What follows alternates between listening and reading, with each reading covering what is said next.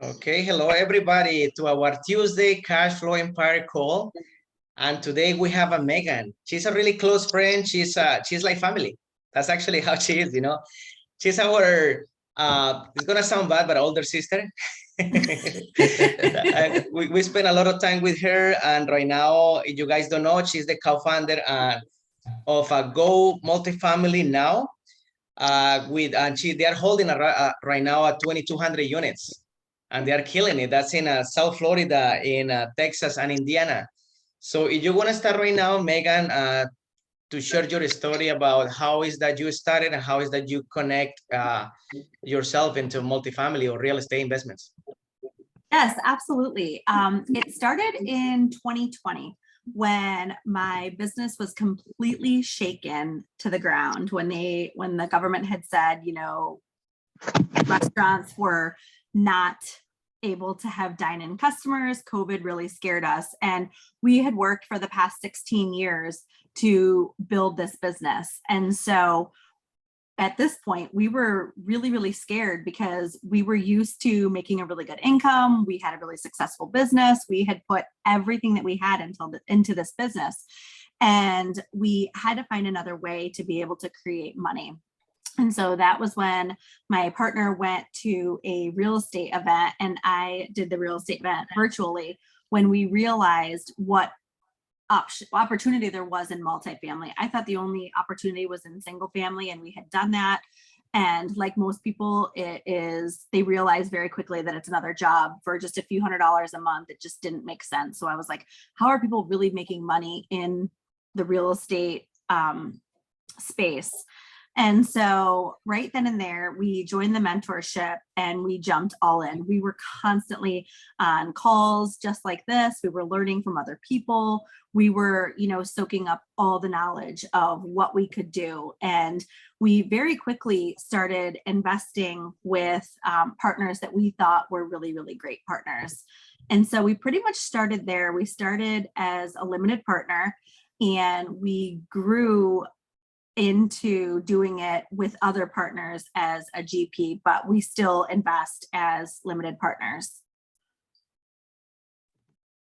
You want to go, Tony? You're mute. Yeah. Actually, I feel you. That's I got scared too. I'm also a business owner, pizza restaurant, and I actually closed my business for like a month. And I got really scared, and I was like, I got to do something as well. At that time, I was starting my fix and flip career, and that COVID motivated me to go even to speed it up, to not just do one house but 2 or 3 houses. And thank God I didn't do that bad, and I still have my business, but now I'm doing real estate like you, like almost 100%. So yeah, thank you for being here and sharing this. I think we have a lot of business owners here that can relate to this. Yeah, absolutely. I think that was one of the things that I had realized. I had worked so hard for my money in my business. I needed my money to start working for me where I didn't have to work as hard. I needed my money to be my best employee. And real estate was the perfect ticket for that. Absolutely. Yes, Megan.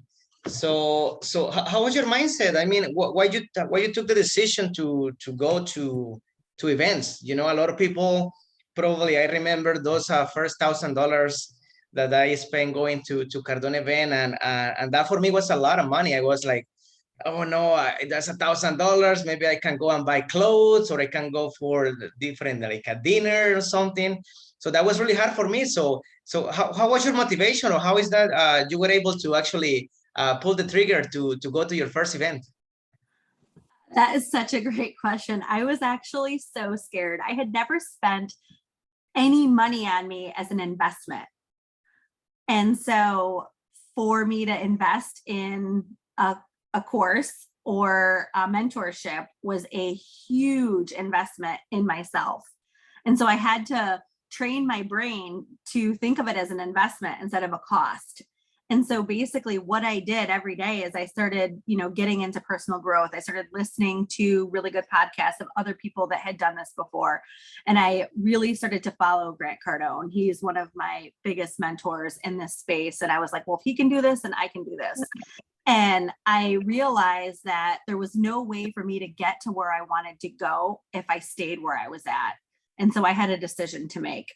I could either have faith and believe in myself and believe in real estate, or I could stay stuck and be scared that the government could potentially, shut us down again or have all this control over, our businesses. And that was really scary to me. So I decided to pretty much go all in. Hey, Megan, how's it going? Hi. How's it going? Well, congratulations on all your accomplishments. So I had a question for you. When you first invested into your first LP deal, were you scared? There's a lot of people in here in this call right now who were on the fence of taking their money, their hard-earned money, and investing it. Do you have any insight, any feedback, any feed on what you did or what took in the process of taking that money and investing it? Yeah, absolutely. I will say that the fear never goes away, especially in the beginning. I needed to just rip off that Band-Aid and do my first investment.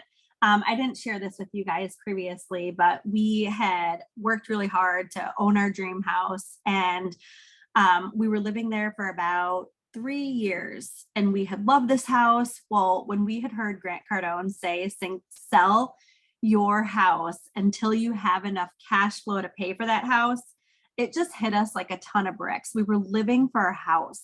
And so we actually sold our house and took that money that we had made from our house and we had invested that into multifamily. So that was pretty much our life savings that we had that we had taken and went all in. So that was really terrifying. So not only did we invest all of our money in real estate, we also didn't have a house. And we went back to being renters. And to be quite honest, it has been the best thing. And so, we always get the bug to look at houses, but we're like, nope, our assets aren't paying for it yet at that moment. And when they are, then we'll buy again. I remember that story. I remember that story. We're in Las Vegas. You were talking about it. I have another question. Yeah. Since I know you personally, people on here, you got kids. What kind of I guess I say how have you been balancing that out with investing all in and also taking time with your kids? That's a really great question because I feel like it was really consuming in the beginning. And so I had to really set aside time to be very intentional about my time with my child. But we also decided that we were going to involve him. We have one, he's 8, and he is at the perfect age where he's a sponge. He is constantly listening to podcasts that we're listening to. So his mindset is pretty much on par with us for an 8-year-old. And so he actually has been really excited to be a part of it. We've been bringing him to conferences. He invested in his first property 2 properties ago. And so we've made him feel like he's a part of it and that he's part of our family. And so the decisions that we all make together. That is pretty awesome, Megan, especially because, this is true, guys. Every time when we meet with Megan in one event, she's always with her son, He's always there, hanging out, listening, and networking because he likes to talk a lot. He likes to actually go into do networking. And this is awesome. Everybody loves him, And so this is really impressive. If you guys have kids, you guys should be doing the same thing. Because at this young age, like Megan said, they're like a sponge, just getting everything. And even Megan, he's gonna be the next billionaire coming, right? That's how we were talking, right? Yes. So and that's also again impressive, Megan, about the decision to go all in. A lot of people, just including myself, it was really hard to take that first step. But then in some point after listening, Grant, I'm really grateful for having as a mentor. I just decided to take that extra step, right? So do you want to share actually, how do you feel? Because I know that you owned before, and I own house before, and now I moved to renting. So I would like to know actually, how are you feeling? Like, why do you think it's better renting right now than owning a house? Well, I actually really like it because I feel like we have more freedom. We can vacation more, we can travel more. We're traveling to a lot of different conferences, so I don't feel guilty like I have to work on these house projects, or I just feel like my mind is in a different place because I don't have to worry about what project we're doing next on the house. I can focus on the business. That's so awesome. That's what I love about it. And if we don't like it in the area, we can move. Whereas when you own a house, it's a little bit more of a process. Exactly. Wow. So you just gave me another reason to sell my house. You gotta, I want to move. I want to move out of here. I want to go to Florida or maybe Dallas, and yeah, there's houses. I don't know, my house. I've had so many problems in the last 6 months that I'm like, I gotta sell it. Yeah, that goes away. It's so nice. It's like your mental clutter just gets freed up, and you can focus on other things that are more important to get you to your goal. Very true. Very true. Yeah, go, Tony. So, what's your why, Megan? Like, what drives you when you wake up in the morning and you wake up with purpose? Like, what motivates? Not even motivates you, but like, what's your purpose? Or in life and this? My why is definitely my family. And I grew up not having any of these things or having financial education. And so I love sharing all of the nuggets that I've learned with other people so that they can take it and propel themselves to propel themselves. My parents worked regular jobs. My mom was a waitress. She worked 3 jobs to support us. She was a single mom. And I just wanted a different life for our family. I appreciate my mom so much, and she added so much value to us. But I knew that I had to be the one in our family to break that cycle to change generations forever. There we go. I know, Megan, that also you're a business owner, right? So how are you managing that? Because for a lot of people, including myself, sometimes when you think, right? I mean, I have my own business, but not like a business like the same that you guys have. So how do you manage to manage multifamily and to manage your business? How can you handle that? That's a great question. I think it's definitely a work in progress. There are seasons where it's really busy for both. But I just have to have that clarity of what my purpose is, and that this season will pass. It's definitely it's very time consuming. Real estate's very time consuming because when I am bringing in investors, like I treat their money just as if it were my own, if not more. And so I want their money to multiply, and I want them to have so much faith in me and my partners that I take on a huge responsibility. And I love that because I want to show them what's possible. But it's also a big leap of faith. And so I have to trust myself. I have to trust my partners. I have to be the one to vet them because I want them to know that they've made a really good decision. And so I feel that way with my business also, with my employees. I want to help guide them through whatever process they're going through. So it's very similar mindsets and just like weaving back and forth between them. But a lot of my customers I've been able to help. I have a lot of business owners that are, they have to work so hard for their money. So I've actually got a good amount of people as customers to be investors because they're starting to see that they can get their money to work for them while not having to work so hard. So they actually work really well together. And I have a built up relationship with them because I've been a business owner for 16 years.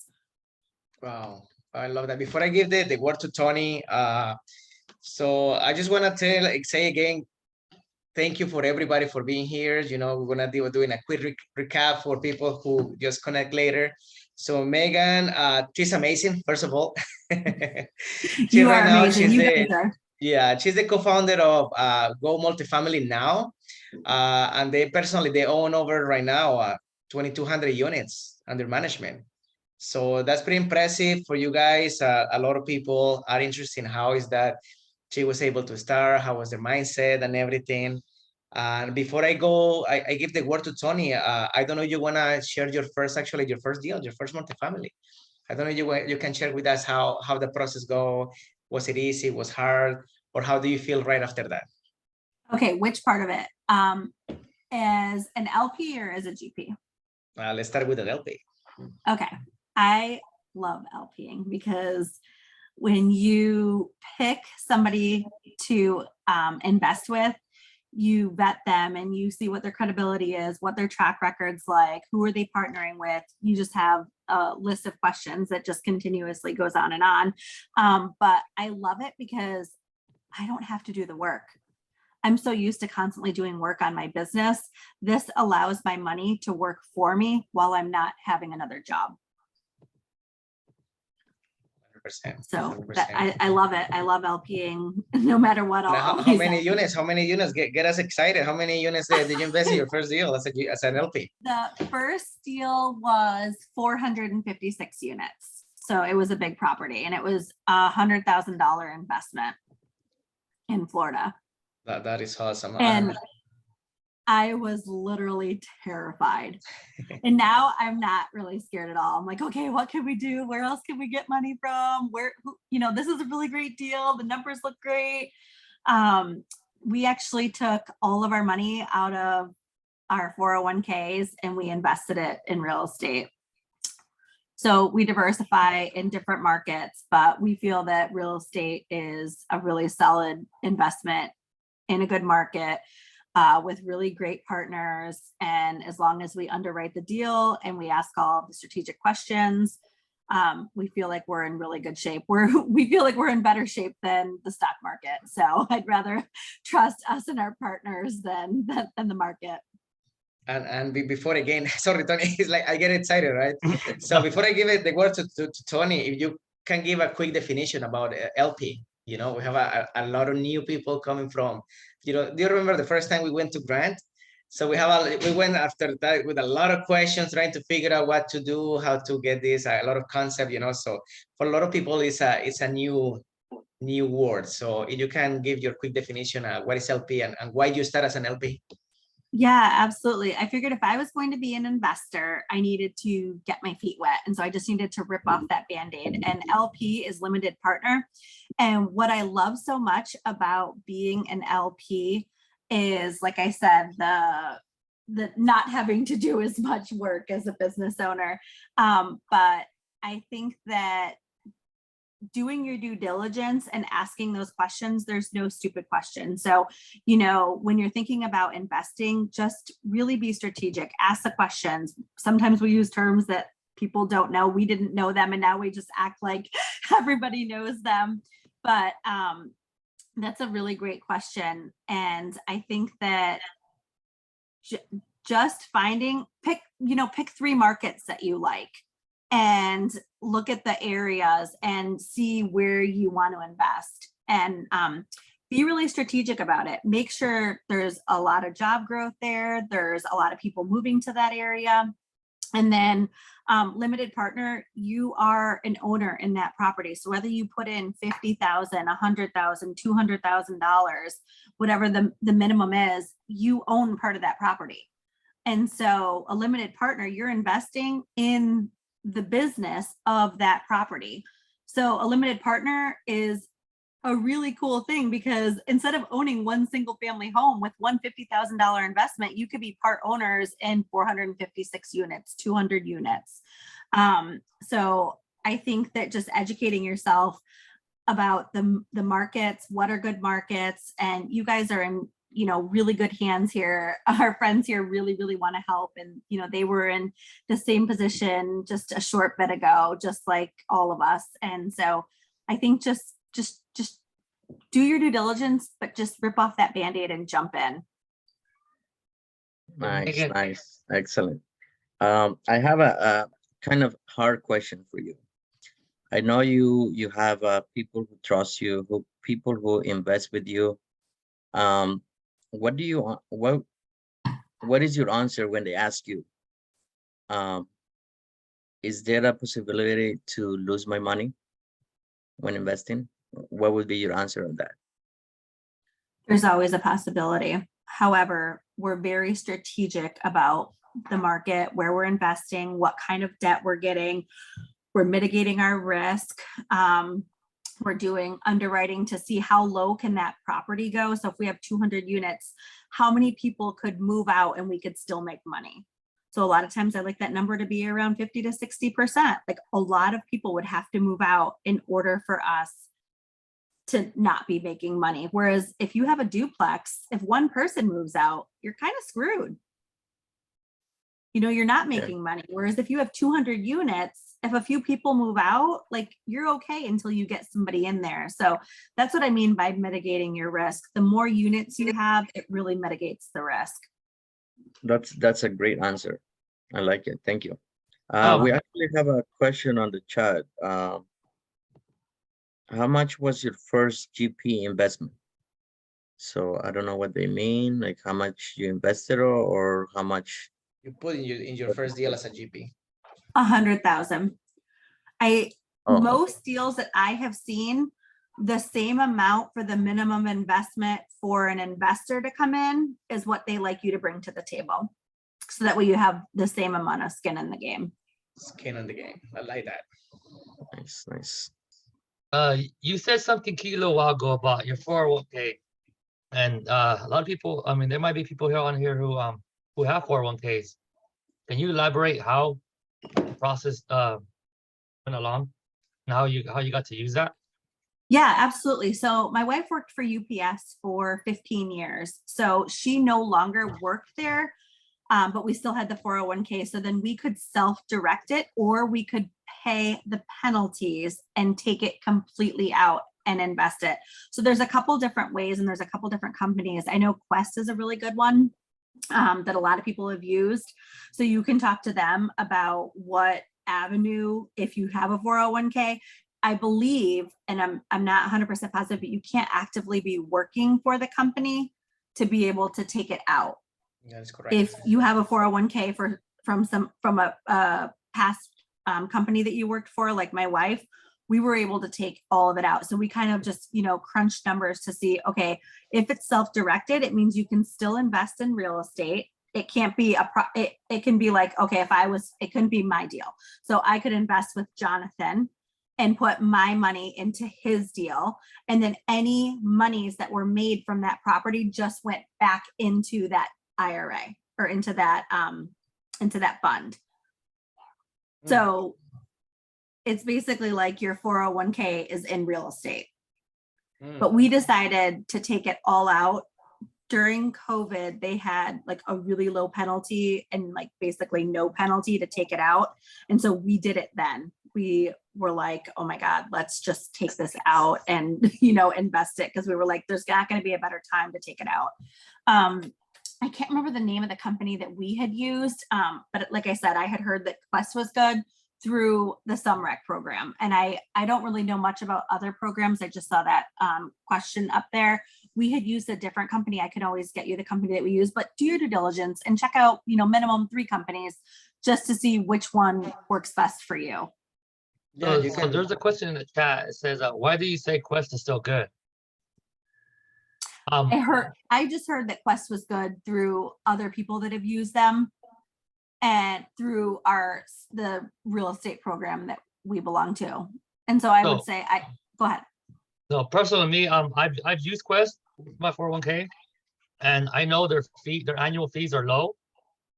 So and I've done my research on the other 2 big companies. Their fees are really high. So a lot of people use Quest, and that's why they use them. Perfect. Let's go, guys. And again, we have 50 people here in the meeting, so this is pretty amazing. So make sure that Megan is actually giving us her time being here. So make sure that you guys send her some love. Also make sure that you guys send some fire on the chat. because it's amazing that she's actually sharing her story here with all of us. So let's start doing some interaction between all of you guys. So let's put some fire on the chat, saying, Megan, thank you for being here.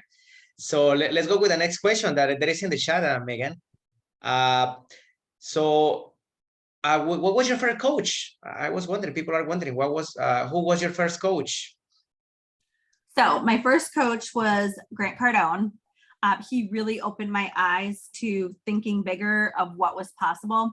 However, I really needed the nuts and bolts of how to do this. Who do I partner with? What questions to ask? How do I underwrite? And that's when we found Brad Sumrock. And so we had actually been in the real estate club with Grant Cardone, and then we joined personal mentoring with Brad Sumrock. So we are currently in both real estate programs. I thought that it was going to be a one-stop shop with Grant, but I just found for us, we just needed a little bit more. We needed that hand holding. And so that's when we joined in May of last year, Sumrock's program. Mm-hmm. And I think for people that are interested in a coach, I think there's quite a few out there. There's Sumrock, there's Cardone, there's Khalif. I think just do your due diligence and, just ask people, what did you like about it? What did you not like about it? And get people's honest opinions so that, you can kind of see where you'll fit best before making a decision. Perfect. Totally agree. And before I go, I give the word to Tony. So now that we are talking about, I see questions about GP position and everything. So if that's okay with you to start sharing, how was your first GP deal? I'm so wondering, how was that one? It was great. I was so excited. I couldn't even believe it. I owe so much credit to my friend Julie that I met in this real estate group, and we had built up a relationship. We had the same mission, vision, and values. And so we had really liked working together, and we just really clicked. And so I was able to come alongside her in an opportunity that she had. And so she was so grateful in bringing me in. And this group is really about rising others up. And so if I hadn't put in the effort, I don't think that opportunity would have been there. But there's also so many great people in this community that want you to thrive and survive. How many units? I want to know. I want to know more. 212 units. Oh, that's 212 awesome. units. It was also, really getting your feet wet and, having to trust in yourself. And I think I had to do a lot more personal growth at that time to believe that I was worthy of this and that I could add value to people. So I really had 200 units at? What was that? Where are those 200 units at? San Antonio. Have you got to visit them yet? Yes, it's a beautiful property. I always check out all of my properties before I invest, whether I'm a GP or an LP. Oh, that. Thank you for saying that. People. Mm-hmm. Yeah, I feel like if you do not have boots on the ground, you just need to feel like you need to check out the neighborhood. For us, it's really important to check it out, especially if we're bringing in investors. I want to know that I've been to that property. When they ask me questions, I can answer them honestly. And you get a good feel for the property once you're there. You really you just get a different understanding versus like pictures. Anybody can show you pictures. What does it look like? What do the units look like? What really needs to be done? What do the tenants look like? What do the cars look like in the parking lot? I mean, there's just so much you see when you're on the property. What's awesome. The neighborhood look like? Because the neighborhood could be great, and then 2 blocks down the road, it could be terrible. And I mean, that 2 blocks really makes a big difference when somebody's choosing a home. These are places where people are going to raise their family, and they want to feel safe. And we live in a renter's world. So many people are renting now. They like the convenience of it. And, the cost of homeownership has gone up so much with inflation that there's, it just kind of weeds out even more people that, want to buy a home. So they're forced to rent. I agree. And we want to make those communities great. Exactly, 100%. You want to go, Tony? Yep. I see you have a 100%. question there. Let's go. Yeah, no, I don't have a question at the moment, but I have Henry here who has a question. Let's go, Henry. Let me see. Thank you, man, Go for ahead, being Henry. here. Thank you, guys. Thank you, Megan, for this wonderful time. Well, I have two questions. My first one is, which was your role as a GP in your first deal, and if you meet that or if you accomplish that goal or that challenge that you have in your first deal, or to reach funds, how much fund you get for that, and how difficult it was for you, how was that experience? And the other question is related to, you know, that many of us is a W-2 worker, no? So we need to make a plan to move all in. So what was that plan that you make? Probably you were not you have your own business, but to move, what was your path, and what was the key successful thing that you found to leverage your money to start saying, okay, I can live with this, and then I can make my wealth with this? I mean, how you leverage your money to save what you need for your daily basic living, and to start getting wealth. I don't know if I make right the question, but Yeah, no, those are great questions. I'm going to start with one of them, and then I might need clarification on a couple of them. For me, I had heard Grant say, save enough money for like maybe the worst thing that maybe happened. You know, I used to always think like I had to have a decent amount of money in the bank, and then it was just sitting there, and then the bank was taking your money and they were using it to buy these same assets. And so I had always lived with a scarcity mindset. So I thought like I needed to have this money in there to make me feel safe. And so that mindset was a little bit of a twist for me. I really had to work on that to realize, okay, what's the worst thing that could happen? Like maybe if I had $100,000, I would take out $15,000 and put that in the bank, and then in maybe 20,000, right? And then invest the rest in a really good asset to be able to have that work for me. I mean, I think you have to kind of weigh it out. But if you had $100,000, like what's the likelihood of something happening that you would need $100,000? Think back on your life, like, okay, maybe my car broke down and I needed 5,000, or something happened, you know? But I think it's like, you kind of have to take the amount of money that you have, take, you know, a portion of it out so that you have it for emergency funds. But how often does an emergency happen? If you have an emergency happening all the time and you're constantly needing those funds, maybe it's not the right time to invest. Get a little bit more stable and then invest. But if you have a good chunk of money that's just sitting there, it might be a good idea to take a portion of it and start investing.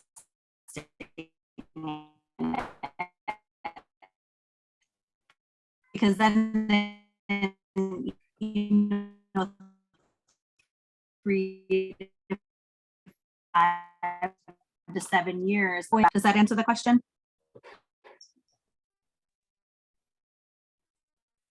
perfect. Thank you. And for you, what works better for leveraging that money, for leveraging your money to, what works the best for you? Say that again. For leveraging your money in all of this path that you have been doing. What works best? No, what makes your money level your money the most in all of these paths that you have been doing? You're talking about leverage or Leverage leverage? your money. Okay. Yep. Oh, leveraging your money? Mm-hmm. I don't know if I'm understanding the question correctly. Which is the best one you've done so far? Oh, okay, perfect. So I would say, okay, so that's actually a really great question. One of the properties that I had invested in, it was my second investment. It was a $50,000 investment in Indianapolis. That was an 8% preferred return, which meant I got 8% every month. My biggest thing is not asking questions soon enough. I thought that, you know, investing in a property that they would communicate with us if something was going on. I figured if I was getting paid, everything was going great. We just recently found out that the people who bought this property had been paying us the 8% preferred return because they weren't able to stabilize the property quick enough. It had taken a little bit longer than they had thought. It's still a really great property, but with the labor shortages and the cost of construction going up so much, they just haven't been able to stabilize it. And so come a month ago, they're like, okay, we just got this really big water bill. We had a leak. It has 8 down units now. And we're kind of in like a little bit of a pickle. So we're like, okay, well, the past 11 months, we haven't heard anything. We thought since we were getting paid, everything was good, which was actually a little bit, we just should have asked questions sooner. Like I said, the property, I think, will be good. It's just a matter of, now getting those 8 units remodeled because there's now mold, and then getting in there, getting those fixed up, rented back out to then now restabilize the property again. So I think that when you're investing into a property, I think that make sure that you're investing with somebody who has experience, or who's partnering with somebody who has experience and has really good communication. Like I said, it was totally on me for not asking sooner what was going on. But I mean, it had went 11 months of getting paid every single month, on a $50,000 investment. This is $367. So I was like, okay, we're getting paid. Boom, boom, boom. We got cash flow. This is great. We're going to have the depreciation. I'm loving this deal. This is like the best deal we've got so far, And some of the properties don't pay out until 6 months after you have them. And this one, started to pay out right away. And so I thought this deal was the best deal. However, it's not, because it's not stabilized yet. So they're like, okay, we need to hold out on distributions until we restabilize. So we get those 8 units back up and running. There were 78 units in that property. And then, so I think that will end up being okay. It's just a matter of, even when you're investing, that's your money. Like if money's still coming to you, like I think every month updates should be given.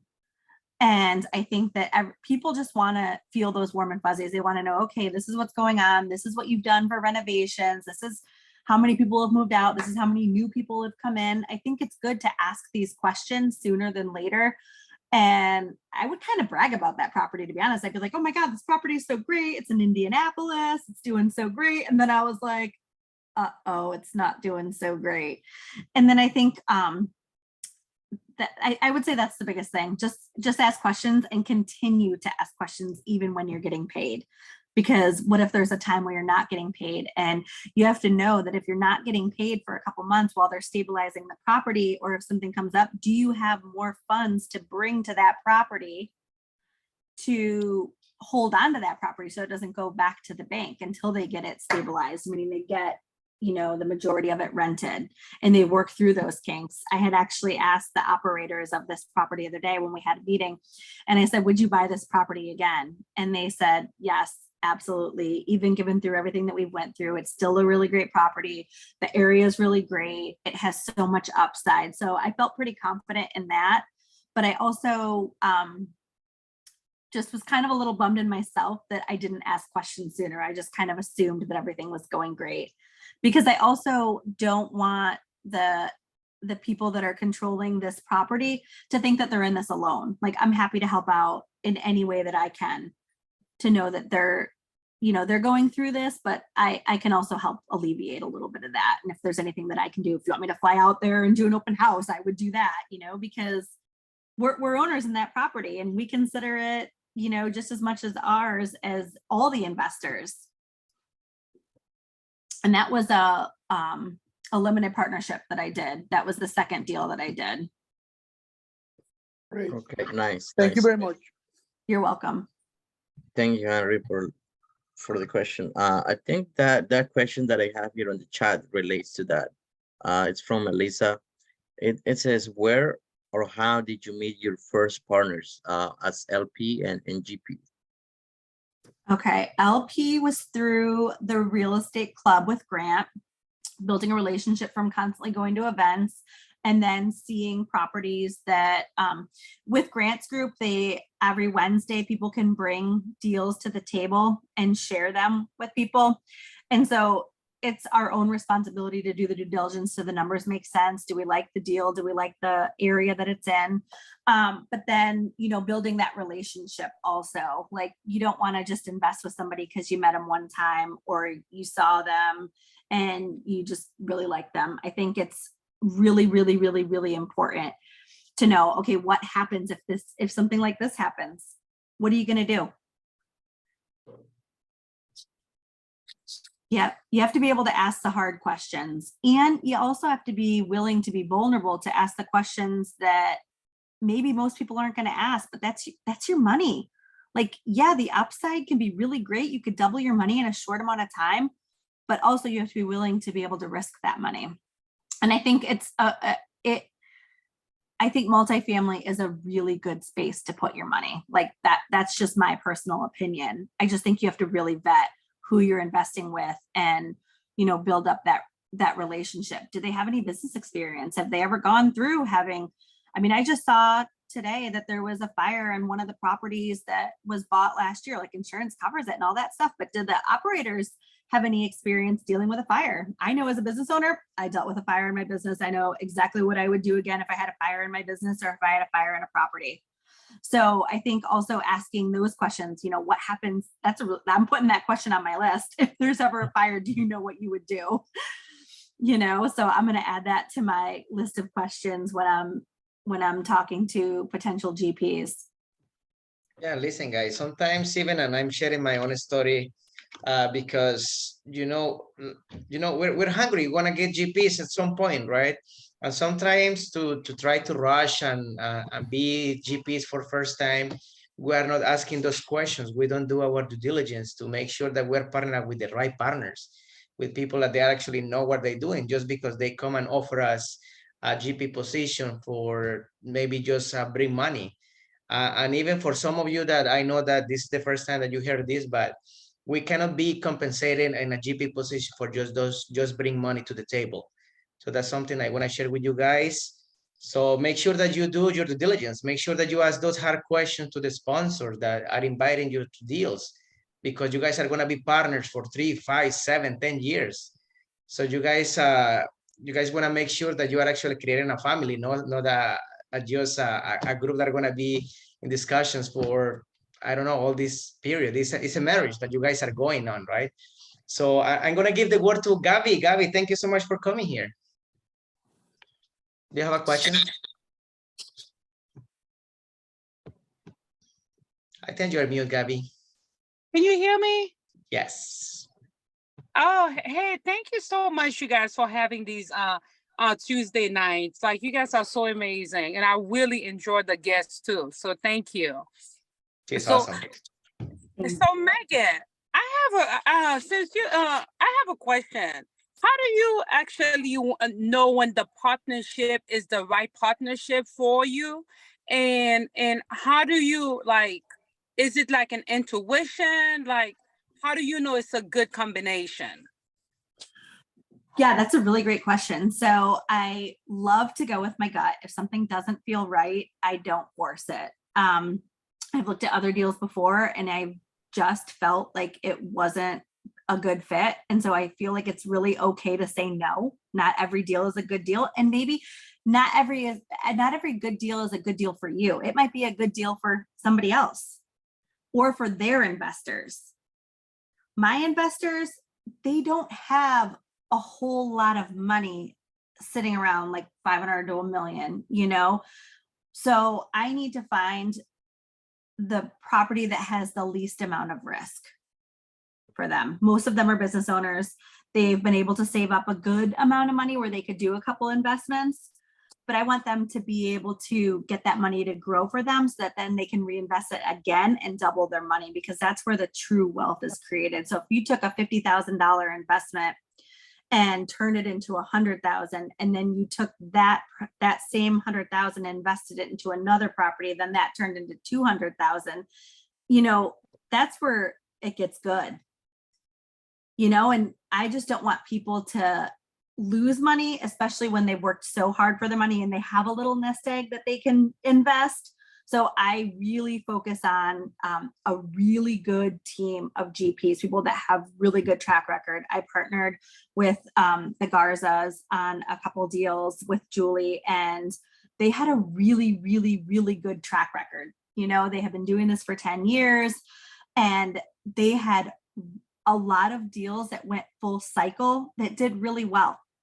And so I was able to share that and with my investors, and I was really confident in them, which made me really confident in bringing people in. Okay. Okay. But how did you became part of that team? Did you because did you have to raise money too? How does it work for you? I raised money as well as had a substantial role in the property. But yeah. How much money did you first raise? The And first how one was did you do it? 400,000 was the first one. And through talking to people, there was a lot of people that said, oh yeah, I'm interested in investing. You know, this is a great idea. And people need about 8 to 10 touches before they're really ready to make a decision. And so they need to feel comfortable and confident with the people that you're partnering with and the deal. And they need a lot of touch points because this is something that's so new to most people. It was brand new to me. I didn't even know that this was an option. And so I kind of take that as really valuable because it took me, you know, a little bit of time to get used to like all the nuances of it. And so I just felt that if you partner with somebody that's a really good, solid person, and they have a lot of value to add to the investors, I think it's a good partnership. Thank you, Megan. I appreciate it. Thank you. And I always say, go with your gut. Go with your gut. Like I looked at a property before, and at first I thought it was a really great deal. And then when I got there, I was like, you know what? This is a great deal for a more sophisticated investor. It was not a great deal for my investors that are first time investors of multifamily. Oh, that's nice. That's nice. Thank you. You're welcome. Hey, David, welcome to, you have a question for Megan, David? I do. Yeah. Thanks for having me. I had a question for you, Megan. Yes. Good to see you. Good to So see you you. mentioned that most of the investors that you work with are business owners. Are these people that you have done business with already? Like, do you people you already have a warm relationship with, or are you going to events, creating events, or how are you connecting with those folks? And then if you could share a little bit more about those 8 to 10 touches that you're doing, that'd be great. Yeah, absolutely. Actually, the question or the answer to that is both. So I do a lot of events. I try to go to as many events as possible. And I focus on putting out an intention of what type of investor I'm looking for. And I build a relationship from there. You know, I say to them, hey, is this something that you would be interested in? And if I found something that looked like a good deal in, you know, this range, this market, would this be something that you'd want me to bring to you? And then if they say yes, then I bring them that opportunity and then we talk through that. But I will say, I think talking to people before you have a deal is such a better strategy, knowing what I know now, because it does take so many touches.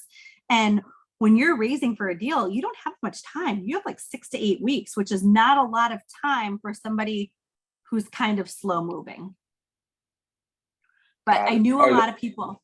I knew a lot of people from my business. And like I said, you know, it's kind of like a revolving thing. Like, you know, it like by the next deal, then this last person's ready, if that makes sense. So it's like not everybody's going to be in at once.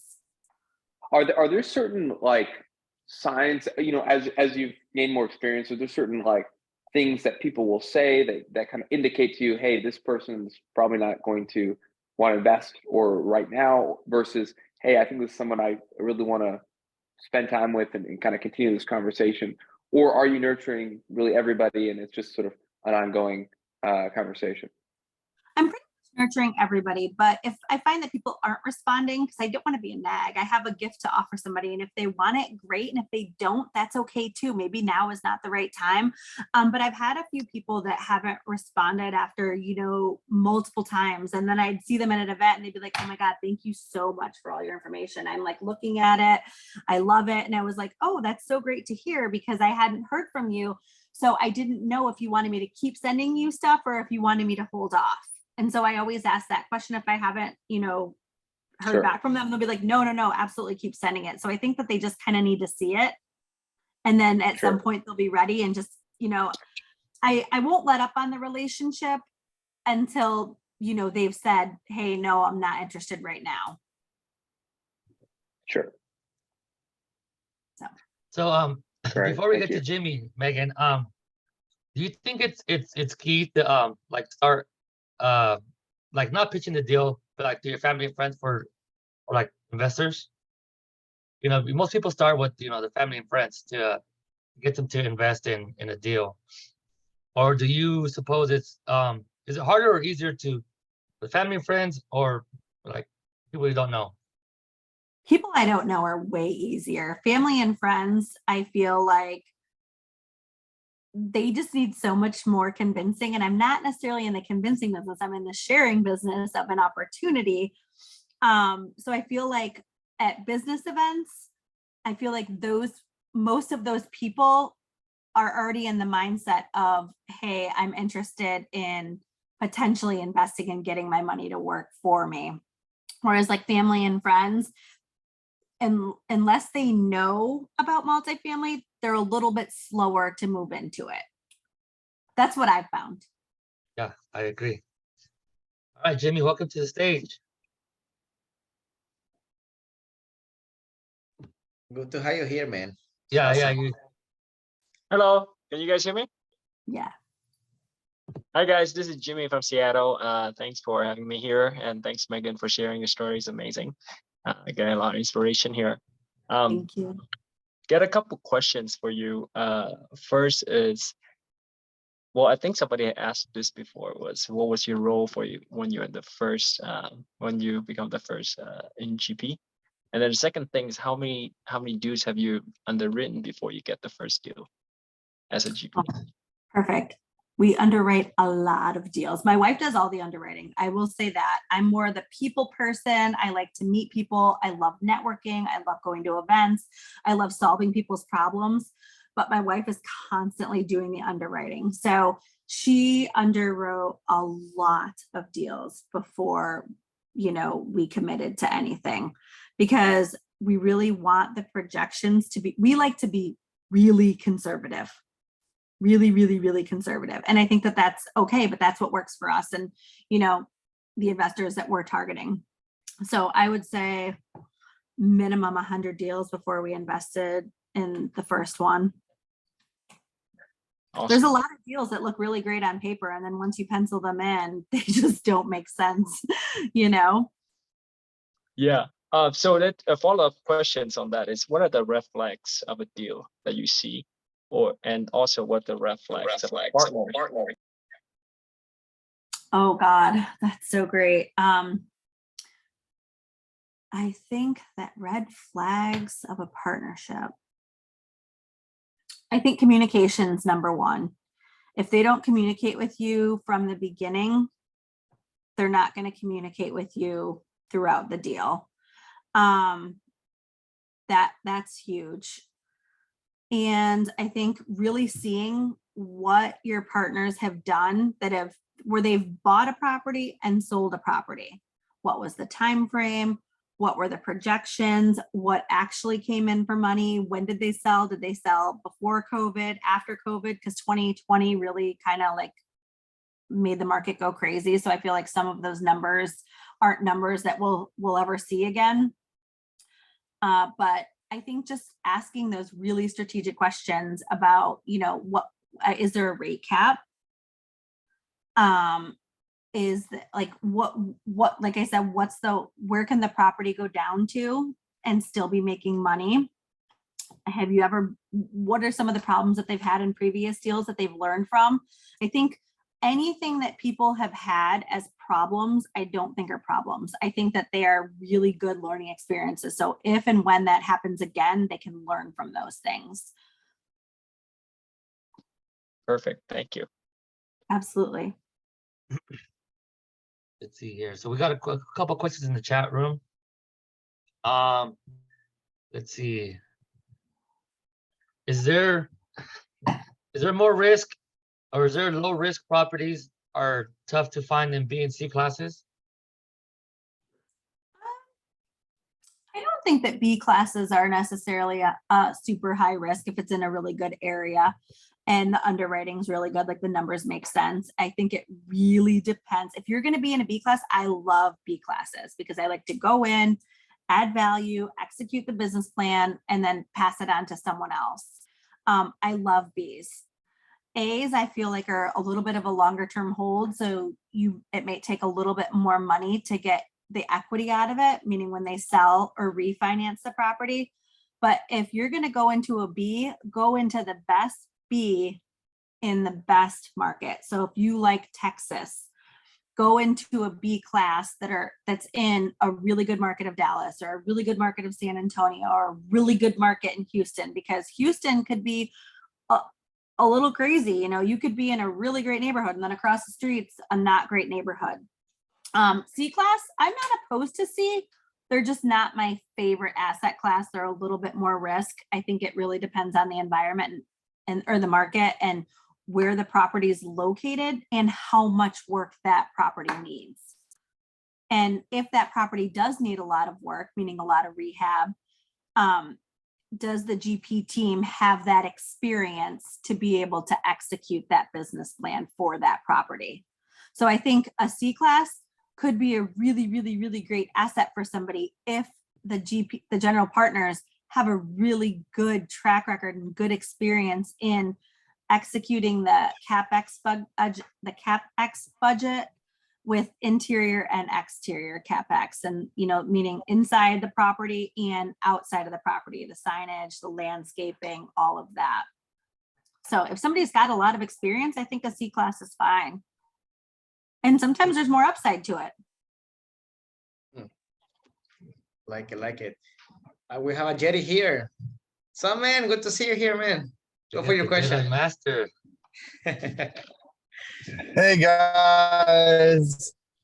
Hi Megan. Hi. You're amazing. It's so awesome to see you. Oh, you're so sweet. It's so good to see you. Yay. I Long was like, time oh, since yeah. Vegas.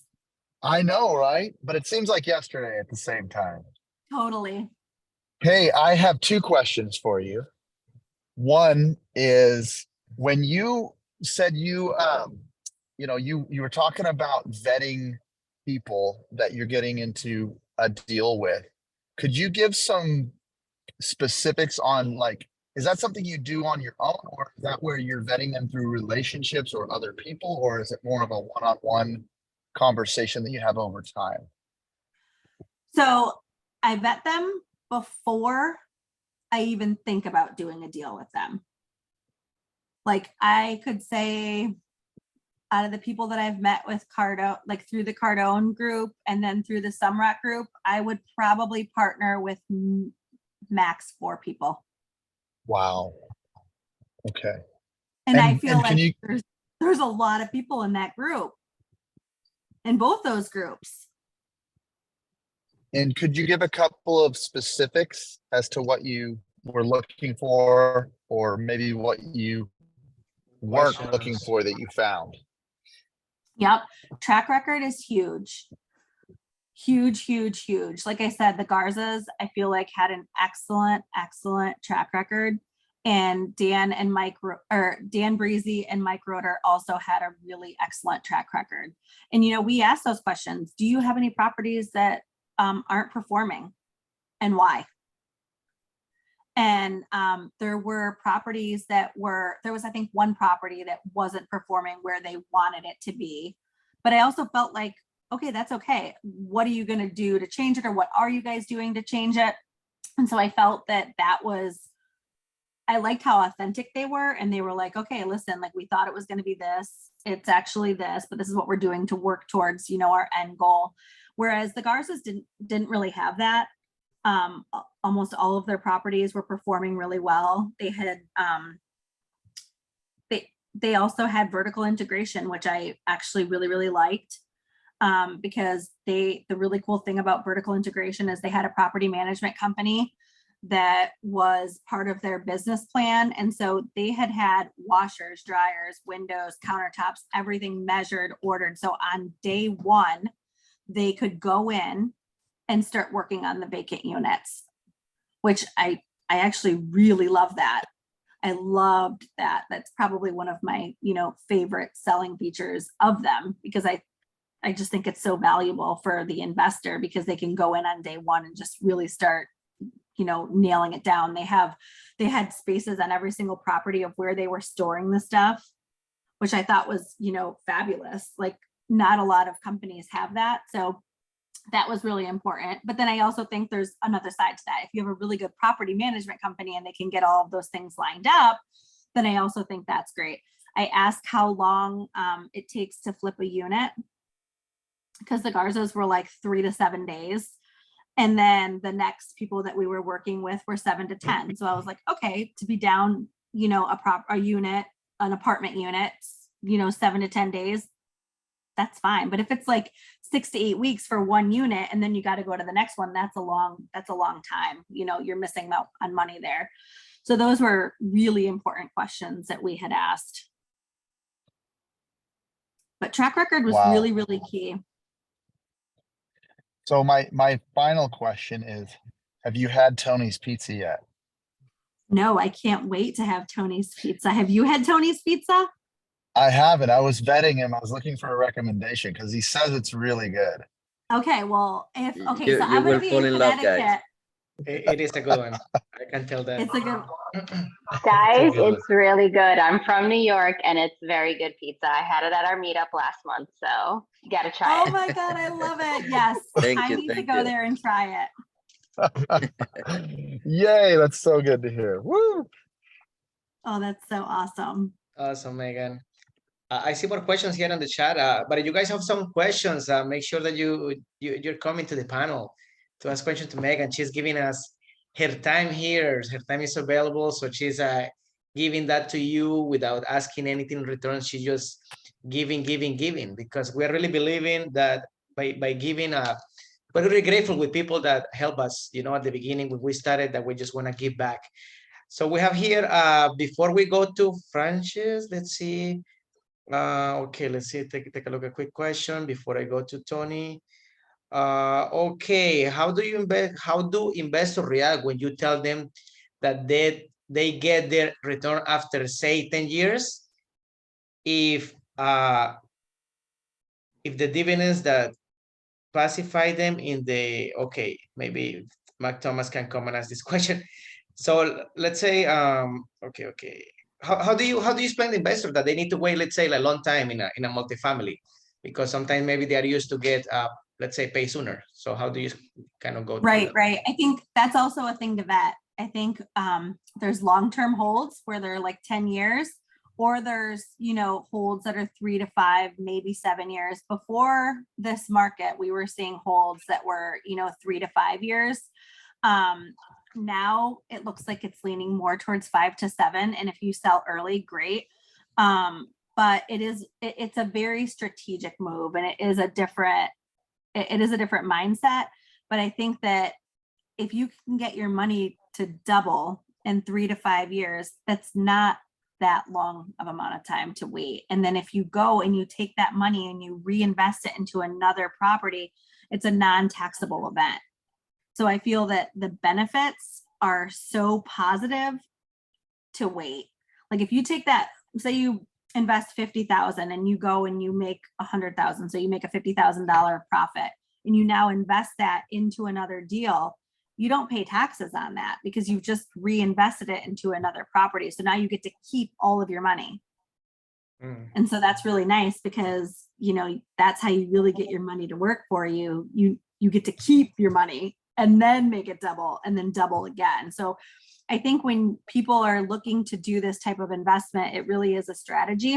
And I wouldn't think of it as putting it in and then having it come out unless you really needed it. I think the strategy of multifamily for us is get that money, that amount of money that you do have to start working for you and doubling, and then doubling again, and then doubling again. And then, in 15 years, you've pretty much tripled your net wealth while not having to do any work. You've trusted, Jonathan, Tonio, and Sergio to take your money and get it to work for you with as little risk as possible. That's right. Yes, that's awesome. I mean, the Let's go on. tax savings is huge. That's a big part. That's why we love this game. We have a Frances here. You wanna go, ma'am, with your question? And thank you for being here again. Where did she go? I'm Closer? here. Okay. So thanks, Megan. I'm really enjoying your talk. What I wanted to ask was, when you mentioned that some properties went wrong, surely they were bought not with that intention. So what kinds of things could go wrong, and what lessons are learned for the rest of us to be aware of? Oh, that's a really great question. I think that property in Indianapolis so when it was bought, it was low income housing, and they didn't have what's called a T3 or a T6, which is basically just all the documents for, the first month, second month, third month, so they can kind of see a track record. So they got a specific type of loan for this property, but the interest rate could go up as high as 14%, which is really high. So then, if they didn't underwrite for that, meaning they didn't calculate, okay, what happens if the interest rate does go to 14%?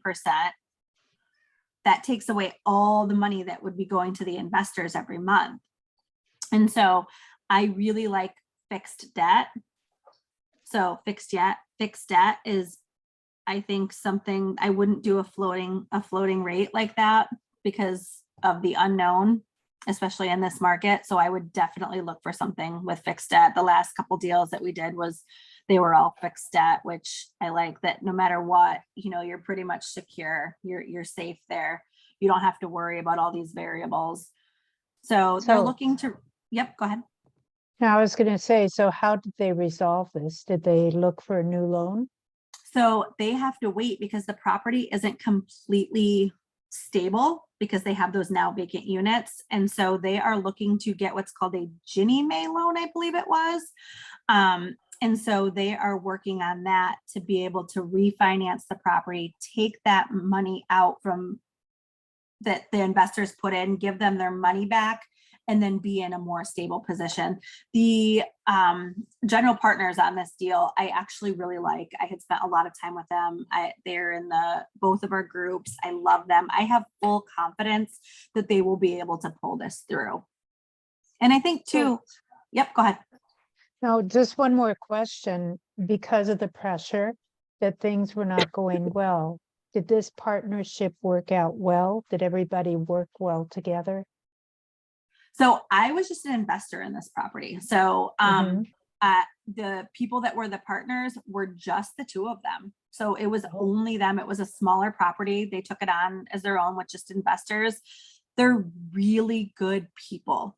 And she's a lawyer. She has a really good track record. They're such good people that I think that they will really be able to turn this property around. And that's what I also like about, some of the partners being business owners, because they have a lot of experience.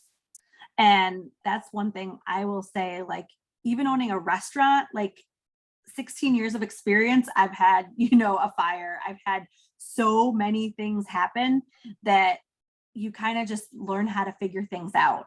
And so I think that, really choosing good partners with good debt and a good market and doing your due diligence, not being like when you look at the underwriting, I always look to make sure that it's not super conservative, because what if you can't achieve those rents that they're expecting them to hit? Like if people say, hey, I can raise rents $300, right off the bat, I feel like that's a little bit of a red flag, because what if you can't, and now you're projecting this, and then what if that doesn't happen? Hey, guess what? Maybe go in it, like maybe you can raise rents $50, maybe you could raise rent's $100. But when they also say that they're raising rents, they can't raise all those rents at once. They have to wait until people's lease is up to be able to raise those rents. So that process kind of takes about 12 to 18 months because everyone's leases due at different times. Good point. Yes. Thank you. Thank you very much. That was Yeah, absolutely. That was a great question, Francis. Thank So it you. looks like we got Question. Tammy on you hear us, Tammy? Yes, I'm here. Hey, so we always hear action after like the conference that we just went through, like with Brad Sumrock and also with Grant Cardone, we always hear the action. What is something that you wish you had done faster than you did? So meaning like fear, or you had a personal hurdle that was just keeping you from moving forward. And looking back, you're like, man, that is the one thing I wish I had just like pushed through and did it. Because, being first time, or this is your, thinking about going into that, we all have our hurdles. But what was that you were just like, man, I wish I just went ahead and pushed through it because it wasn't as bad as I thought it was? I should have started talking to people a lot sooner than I did. I waited until I had a deal to bring it to them. And I should have started talking to people before that. I was like, you know what? I'm really not known for anything in real estate. I'm known as being a business person. So I kind of had that mindset of like, well, they don't know me as this. And so I had a little bit of a struggle there. Like I wasn't as confident in talking to people. And then as I started to gain a little bit of knowledge and then I had a deal, then I was really excited to share it with people because I was super excited about it. But yet I should have been talking to people all like the whole time. I should have just I should have just not cared what they thought. Like they're going to think that way regardless. Just kind of taking that mindset of, you know what, just do you and just be you and start sharing. And if you're sharing from a good place, people are going to feel it. Thank you. I felt like I had to know everything about real estate. Oh, yeah. before I started talking to someone. And I mean, I'm still learning stuff constantly. Like I'm always like, okay, like this was like every conference I go to. I mean, I've been to, I think like 5 or 6 of Grant's conferences, just the real estate summit. And every time I'm just like blown away. I'm like, oh my God, I didn't pick up that last time, or, oh, this is what it means. And like things really start to click the more times you hear them. Mm-hmm. So I would say communication and talking to people, just start sharing about what you're doing. And there's going to be a lot of people that want to know. And there's going to be quite a few people that want to see you do it first. And then they'll be like, then they'll jump on, but it's going to take you doing it and, investing and then just going through the process of being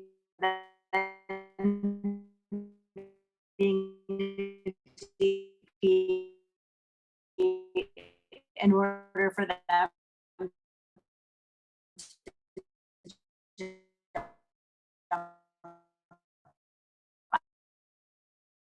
and they own a childcare business and they are selling. And I don't even know how the subject came up, but we started talking about real estate. Oh, they were talking about like taxes and stuff like that. And so I had asked them if they'd ever heard about multifamily investments. And they were like, no, we haven't. And so we just started talking about it. And we started talking about it for like an hour. They were so excited. They're like, oh my gosh, when's your next property? I'm like, actually, we have a property right now. They're like, well, we haven't sold yet, but we're going to be in on the next one. So I've just been dripping them information. And those conversations kind of happen organically also. Like it ends up being where you end up talking to someone that like your whole premise wasn't to talk about real estate, but it just comes out. And then like it turns out to be this beautiful thing for them. And I can't wait for their closing to go through and then for them to be able to take that money and then really get it to work for them because they've had to work so hard in their business for so many years. Awesome. I hope that answers your question. Great. Yeah, can I just add a little bit to that? That happened. Something similar happened to me. I have a friend. She's got money to invest, but she's scared. She's never invested in real estate before, and we were just talking, and I told her about real estate, and she said, "Did you invest before passively?" And I said, "Yes, I have, but I have not received the distributions yet." Because that takes 7 to 9 months sometimes.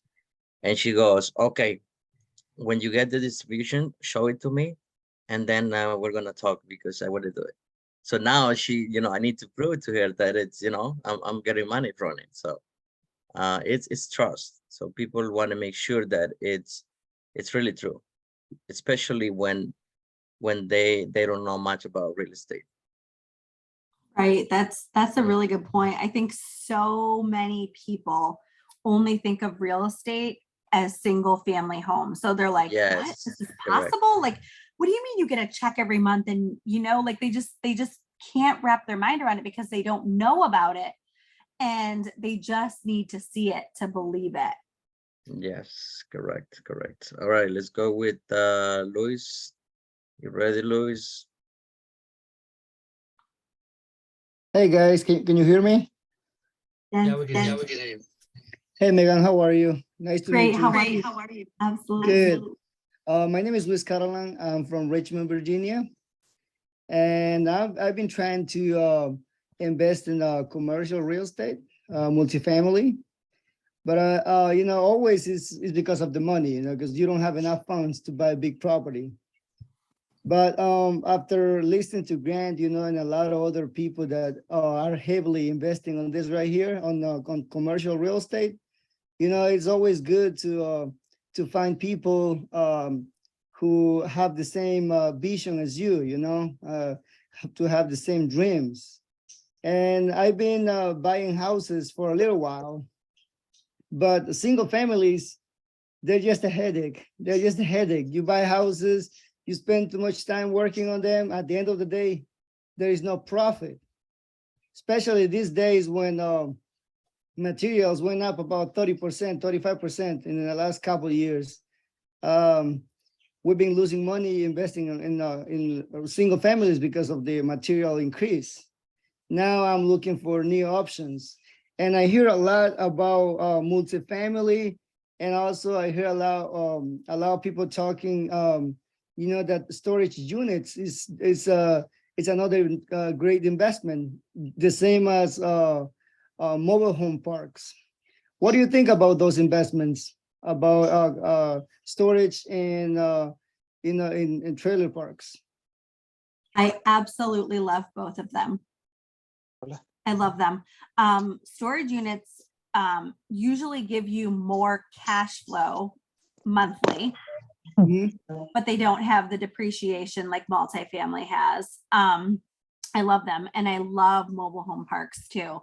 Those are both great investments. And I am going to diversify pretty soon. I just haven't seen an opportunity yet for them in my path. But when one does come through, I definitely am interested in investing in both. Do you have the same tax advantages that you have in multifamily if you invest in trailer park homes? Is that the same tax breaks that we get on commercial real estate? That's a really great question. I don't know the answer to that. I'm trying to think of who might have the answer to that. Let me get back to you on that and I'll think about that, because I know that there is somebody I know that does invest in mobile home parks. And I think Julie Jonathan. knows.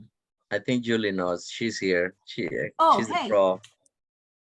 Julie, can you speak? You're on mute, Julie.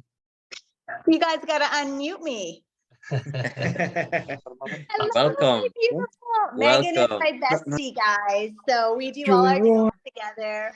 And I was getting my nails done, so it's a little late, but I definitely heard the whole call. So yeah, so I don't do mobile parks. I haven't yet. Not that I don't like them, but we haven't quite yet gotten into those. We do triple net. So we do a lot of commercial triple net real estate, and those do not offer the same tax benefits, but they do offer a lot more cash. So I think someone's unmuted. But yeah, so we've been mainly doing triple nets.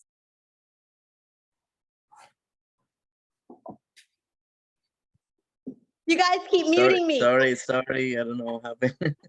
That's okay.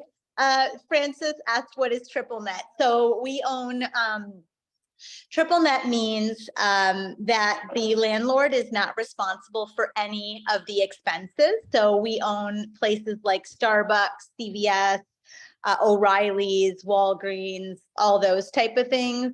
So we just get our money passively.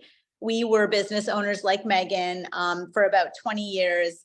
22 years. We sold to a couple large private equity, but what we did with the funds was we 1031'd into these triple nets. So we live off the passive income from the triple nets, and then we use multifamily to eradicate all of our tax.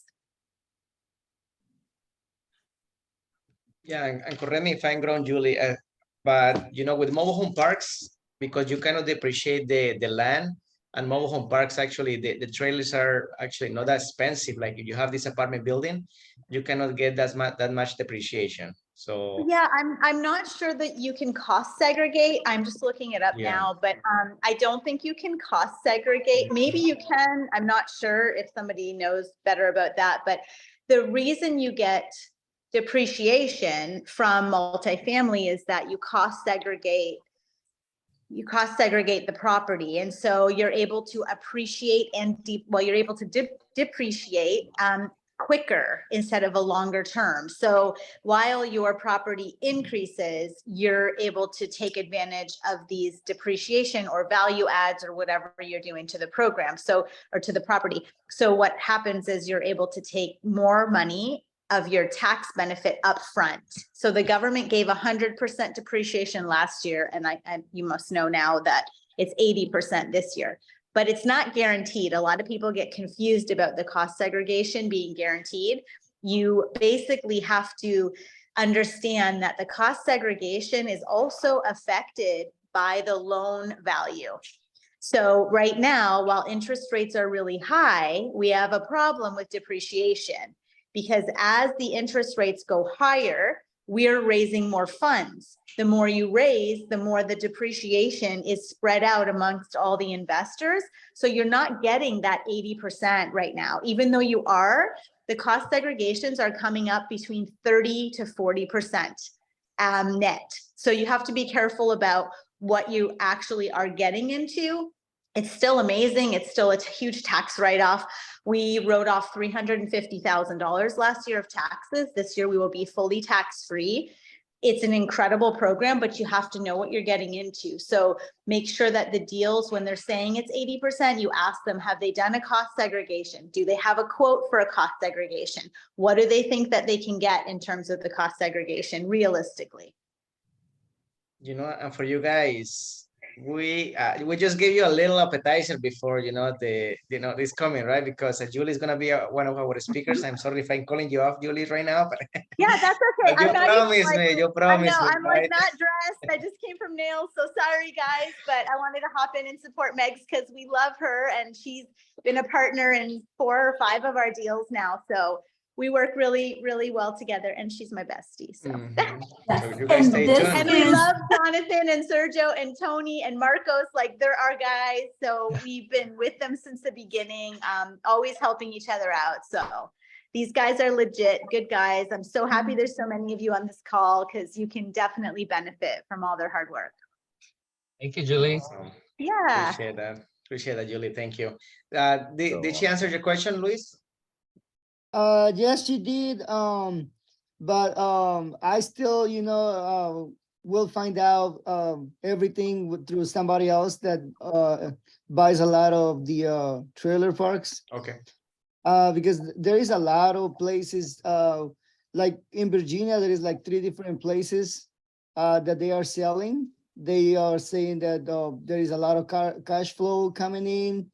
And we are going to the multifamily business because of the cash flow and the tax breaks. I'm tired of paying taxes, on my job, and my money is just going away. So I'm trying to invest and keep my money and do write-offs. And if I have to do some 1031 exchanges on my houses, I will do it too. Because I'm paying too much in taxes. And multifamily is a good place where you can, kind of low down your taxes legally. So Yeah. Louis, I just looked it up and it said that cost segregation is a tax strategy that creates massive deductions for taxpayers who own mobile home parks. So Oh, wow. yes, it looks like it says you can do it and you can depreciate any commercial property. I also want you to ask whenever you buy places, I know that for us, the triple net portion, for sure, we can do cost segregation, but you have to own the property for a minimum of 8 years to make it worth your while. So depending on how much the cost segregation will cost you, you need to think about how long you're holding the property for versus the cost of the segregation. So it, just make a note of that in your mind or on a paper that, if is it going to be worth it? So a lot of times our CPA will tell us, hey, like, if you think you're just going to keep, this Starbucks for 4 years, don't do the cost seg because it's not worth it for the price, because you have to hold it for a certain number of years. That's just something to keep in mind. It might get too technical for this call, but something to keep in mind. Okay, thank you. Thank you very much for your answer. Okay. And also, so everybody knows, I am a Class A contractor. I am in Virginia. If anybody has a property that want me to look at it, inspect the roof, siding, or windows or anything, I'm certified to do that. And I can travel, to North Carolina, South Carolina, Maryland, or anywhere near Virginia. I can travel and look properties. If anybody want to invest, I'm willing to invest. I'm ready to roll on this multifamily business. Thank you. Awesome. Thank you, man. Thank you. Okay, we have Miriam coming. Are you there, Miriam? Yes, good evening. Do you guys hear me? Yes. Yes, we hear you. Well, I really want to thank first Jonathan for putting this together. Honestly, it requires a bunch of leaders for all of us to be attracted to them. My name is Miriam Nunes. Obviously, you could see that. My background is I've had 4 different businesses, anywhere from baby stores to distribution of wholesale of tires, to a distribution of 3M and cleaning products, to opening my own finance company. Megan mentioned something very key that brings a lot of experience of the do's and don'ts.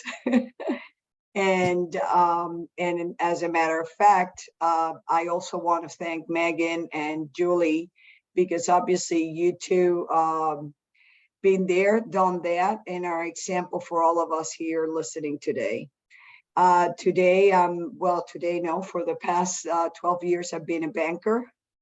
So I'd like to answer that question to you, Megan, about, your property in Indiana and the Ginnie Mae. As a matter of fact, effective recently in March, there was a change in the law that might favor you guys. That's why I wanted to kind of pitch in this to you. Where the LLPAs, which for those, I'm sorry, again, we're going into terms, but AKA low FICOs kind of thing, right? Allows, let me put it this way, the current administration is very interested on affordable housing. And for that reason, they have changed the law to a degree that, for example, before it would have not been as attractive, or they would have not really make it the numbers work for you on the GMA loan, but now you do for Ginnie. Okay. Wow. So they're right in the money, but as a matter of fact, it just recently happened. Same thing with single families. Okay. By the way, I'm in residential lending. So on my position, what I do is I do M&As. I open branches nationwide. So I figured out that basically, instead of closing one loan at a time, I could just bring very big teams together, right? And obviously all of that in residential lending. The one thing I failed to do is that I was doing, despite the scope was nationwide, it was still single family. So I'm a total rookie on multifamily, and I really, really appreciate the opportunity to be here tonight. I gravitated to Jonathan out of a room of 800 people, and I don't gravitate to anyone. So that's a testimony for Jonathan right here. May I say that? Let's go. Let's go. I spend my whole Grant Cardone thing arriving 1 hour before so I could be in the first seat of the people that he called executive. How brilliant, right? Just because you were not part of the VIP. But anyways, I really appreciate everything I've learned here today. There's so much to it. And one of the things as I walk away that I did with Jonathan was like, okay, I felt like I learned a lot, but I still don't know how to do it, right? Because he goes so quick that there was no nuts and bolts, like Megan mentioned earlier. And that's part of, you know, my interest being here. I really want to appreciate and do a big kudos to Megan and to Julian, to Jonathan. And I don't know, Jonathan, if your partner is here, the other guy that I met at the summit. No, he couldn't make it, but he say hello. Yeah, I'm sure. Okay, because I didn't recognize any of faces. So anyways, sharing is caring. And most of the people in the past wouldn't share anything because they were afraid that they were going to take something from them. As a result of that, there was no, you know, macro, what I would call macro or scale growth. Because all of you guys in this call are changing that. Kudos to you. Because honestly, you don't grow by yourself, right? You need others. You need a whole troop to make it happen. So thank you for allowing me to learn tonight. Thank you so much. That was so helpful. I really, really, really appreciate that. And would it be okay if you put your number in the chat so I could maybe touch base with you a little bit more about this Ginnie Mae loan, if that'd be okay with you? Sure, no problem. Thank you so much. Perfect. You know, words like those guys actually keep us motivated to keep doing this, right? So appreciate that. Thank you. Let's go, Melissa. Thank you for being here. Hey guys. Yeah, of course, of course. Where else would I be on a Tuesday night? I just have a quick question, Megan. My name is Melissa, by the way, and I'm here in Hampton, Virginia. I myself am was a big fan of hearing Grant call that individual and kind of, you know, do that whole thing for us. So I was wondering if you would be open-minded to maybe, since you and, you know, Jonathan are both in the same vibe, would you be open to maybe speaking to Jonathan as if he was an investor that you were potentially going to invest with? That way we could hear a little bit of some of the questions that you ask, and since Jonathan is able to answer them, that'd be a little bit more helpful. And even though we don't know what they mean half the time, you know, it's nice to at least get a feel for how those conversations go. That's a Yeah, good one. absolutely. Yes. So let's role play. Let's role play. Okay, so do you want to be the sponsor or I mean the investor, right? So it doesn't matter. I can be the investor. I don't care. Okay, sounds good. I mean, you are I think Megan should be the yes. Jonathan should be the investor. Yeah, let's say Okay, like Jonathan be the investor? you know, like Tony Yes. and me were the same team, right? And we want to invest passively with you. So now we come and we say, okay, Megan, you know, I heard that you have a great opportunity, right? So let's say let's talk about your last deal, right? What's the pitch? Yeah, what is the pitch? Let's go. Awesome. Have you ever invested in real estate before? I have. No, Yes, this is my first time. Okay, are we doing both? Or what are we doing? Oh, just one. Okay, just one. Yeah, am I doing Tony or am I doing Jonathan? Yeah, let's go with me. Yeah, no, this is my first time. Okay, perfect. What brings you to want to invest? I'm tired of paying a lot of taxes, and everybody's saying that, you know, like through multifamily, I can save money in taxes. Absolutely, you sure can save money in taxes. You can save money on the back end equity, but you can also save money in your taxes right now with your current business that you have. But the big thing about that is a lot of times people talk about being able to have this huge tax savings, but you have to qualify as a real estate professional. Do you know what a real estate professional is? No. Okay. Oh God, Julie, I think I need some I can help. help you. I can help you. I can help you with that. You need to meet the requirement of You're doing 750 hours. awesome. You're doing Yes. awesome. I love it. Yeah, you're doing great. You're doing great. It's great. You got You know, this, you guys were a part of the same team in the last deal, so Yeah, we you guys can tag help each team. other. Yes. Yeah, we always tag team. So Yes. this is great. I feel that I will say that the tax savings is talked about a lot. And so there's a huge misconception about the tax Right. savings if you're not a real estate professional. And so what qualifies as a real estate professional, if you qualify as a real estate professional, that means that you can take the depreciation off of your ordinary income. Active. Active income. So what a question before, Megs, you might get into, this might help for new investors looking, or sorry, new sponsors looking to gain investors. One of the questions you can ask, I love first how you started about, hey, why did you get why real estate? You know, what drew you to this, right? So that's kind of always like my first go-to to kind of see what you want to do as a sponsor is fix a problem for someone, right? So the best thing you can do as a sponsor is help them solve a problem. So just like a business, right? We're here in business, just helps people solve problems. So I always ask first, like, what is the problem? What is the problem for you?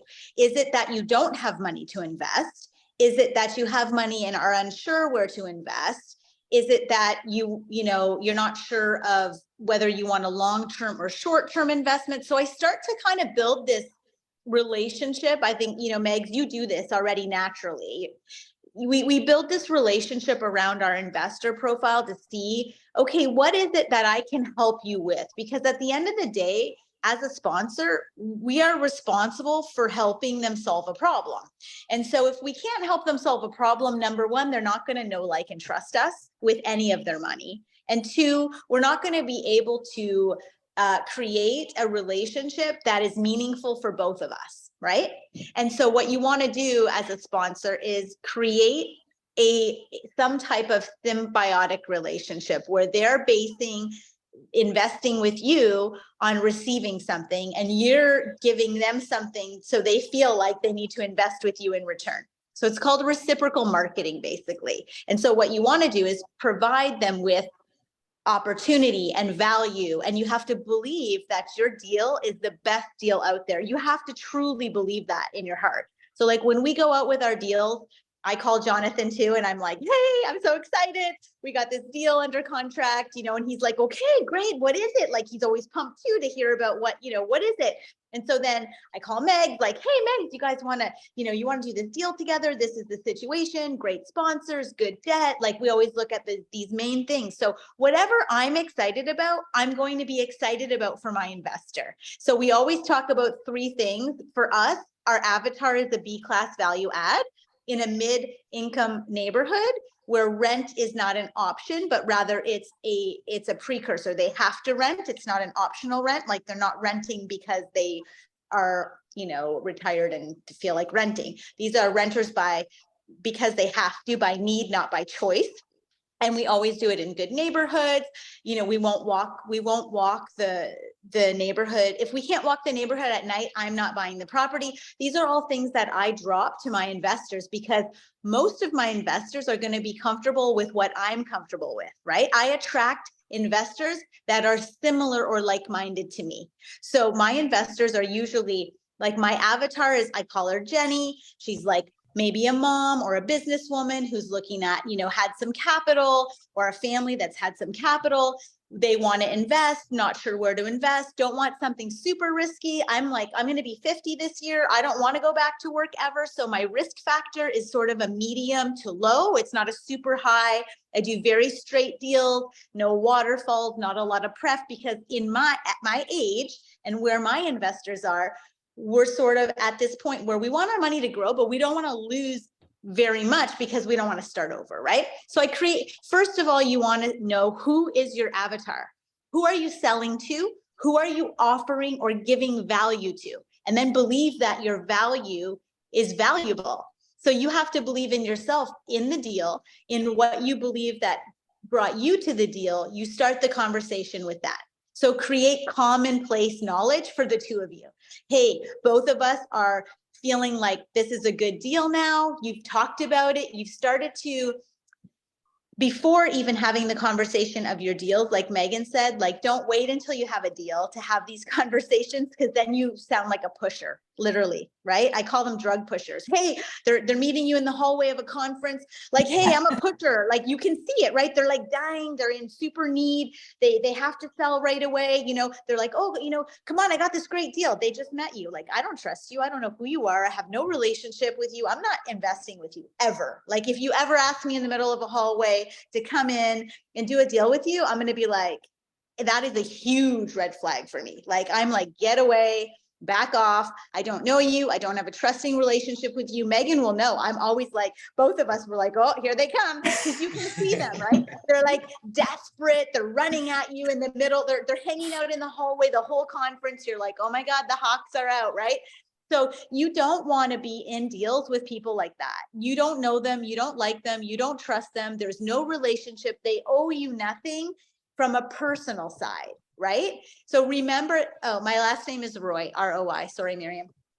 So basically the big thing, I'm so ADHD too. You'll notice that. So I'm kind of all over the place, but for your investors, start with a relationship if you can. Start to get to know them. Start to get to know what their family situation is, how you can add value. That is your most important thing.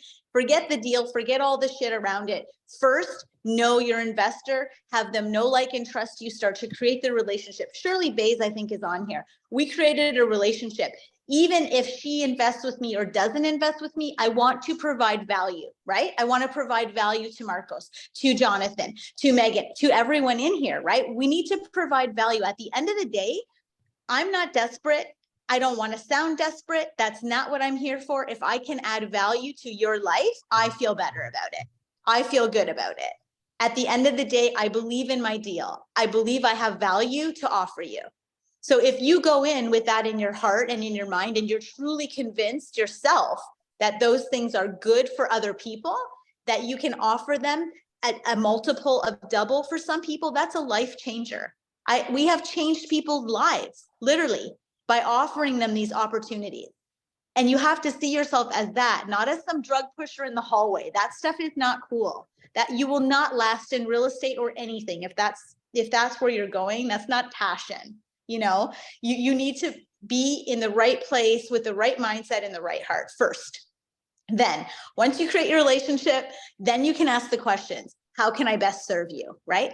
What are you looking for? Are you looking for a high risk, low multiple return? Are you looking for an end game? You don't care if you make much cash flow, but you want to have a good multiple. Is it the cash flow that you want? Well, hey, maybe my deal's not right for you then.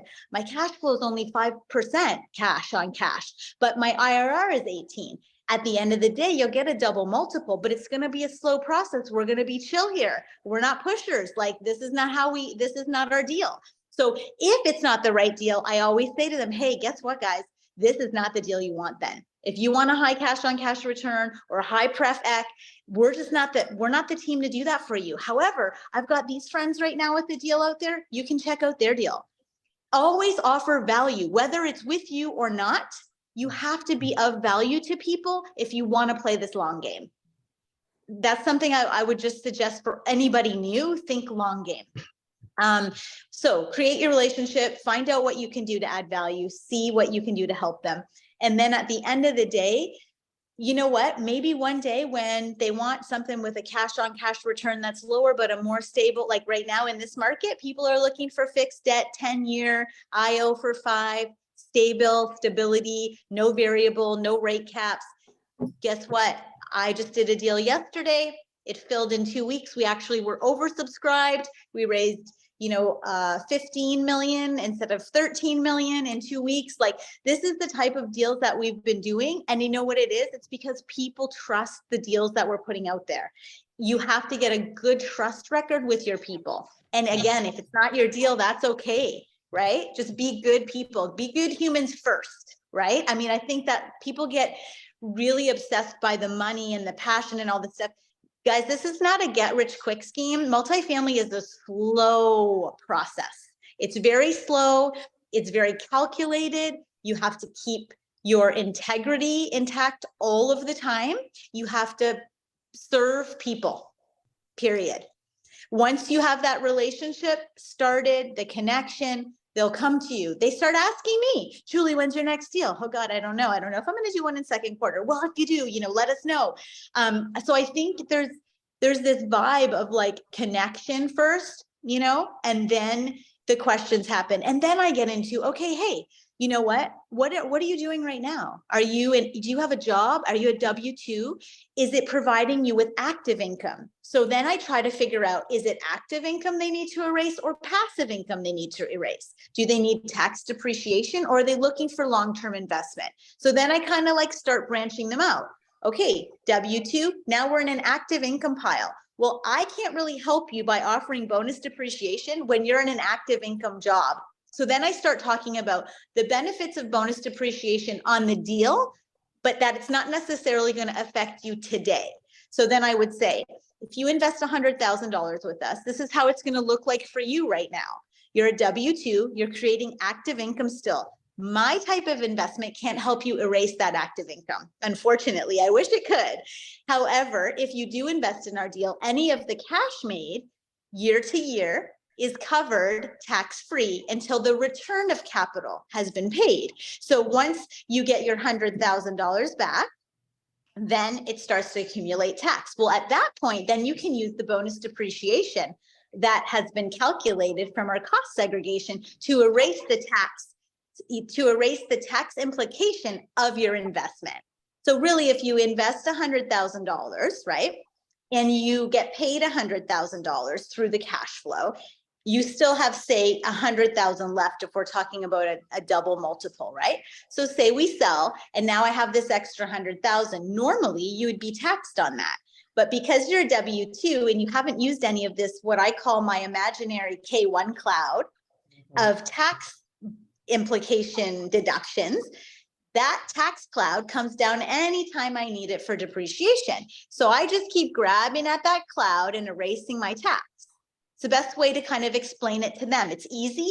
They kind of have this imaginary K1 cloud and they're like, oh my gosh, you know what? That's great, because if I can make a double multiple on my money, even though I can't use the depreciation today, I'm going to use it against my tax implication. And then they'll take that 100,000 and most likely reinvest it with you, right? And they'll take the 100,000 that they got erased through bonus depreciation, even if they get 60% of it erased, right? Then now you're paying $40,000. You're paying tax on 40 rather than 100. So these are the things that I really spend a ton of time teaching them, all of the benefits, whether it's immediate or not, right? Because not everybody's going to fall into this little, into this little situation. So long story short, I think those are the main things that you try to get them going with. And then at the end of the day, you can talk about real estate professional status if you feel like they're an active income doctor, but they have maybe a spouse at home not working, but that could handle a certain number of real estate, deals. Then you say, hey, this might work for you. I would talk to a CPA about real estate professional status for your spouse or your partner. And maybe that could help you save the 25% that you can pull through on active income through this. That is really kind of high level, guys. Like a lot of you aren't there yet to explain it or understand it.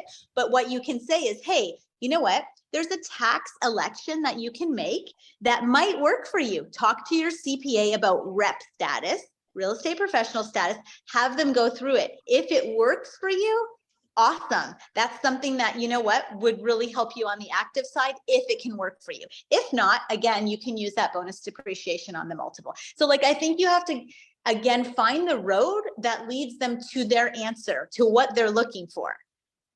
I guess that's the best way to explain it.